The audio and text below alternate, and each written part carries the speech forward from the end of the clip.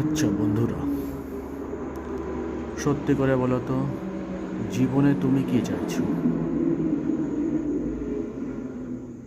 খুব কঠিন প্রশ্ন। জীবনে কি চাইছো তুমি? এটা যদি তুমি না জানো, তাহলে জীবনে তুমি কি করে এগোবে? তোমাকে প্রথমে জানতে হবে তোমার জীবনে কি চাই। যেরকম দেখো, আমার জীবনে আমি সহনশীলতা চাই। হ্যাঁ, সহনশীলতা, এটাই আমার জীবনের লক্ষ্য হয়ে দাঁড়িয়েছে।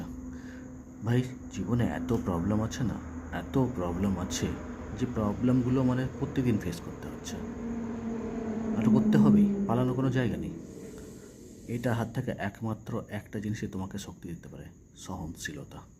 যত তুমি নিজের সহনশীলতা বাড়াবে, তত বেশি তুমি এই যুগের জন্য কার্যকর হবে। আমার তো চেষ্টা চলছে আমার সহনশীলতা বাড়ানোর। পারবো কিনা জানি না, কিন্তু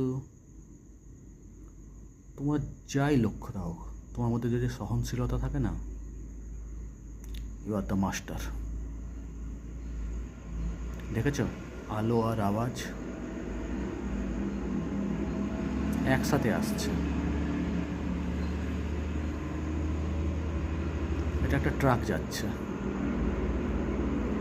অনেক উঁচু থেকে নেওয়া, তো দপদপ করছে, বাট গ্রেট টু সি। জীবনে এরকম হচ্ছে, পুরো সাইক্লিক অর্ডারে জীবনে প্রবলেম আসে, আর তার সলিউশনও চলে আসে, চক্রে চলে যাবে, কিছু করার নেই।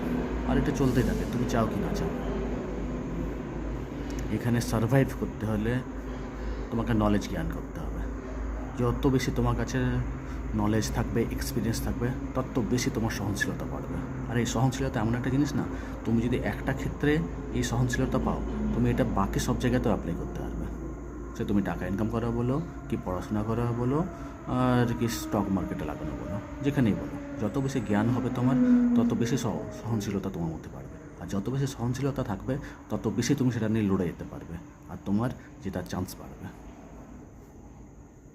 তো আমি সহনশীলতার উপর কাজ করছি। দেখো তোমাদের কোনটা ভালো লাগে। Good bye, good night.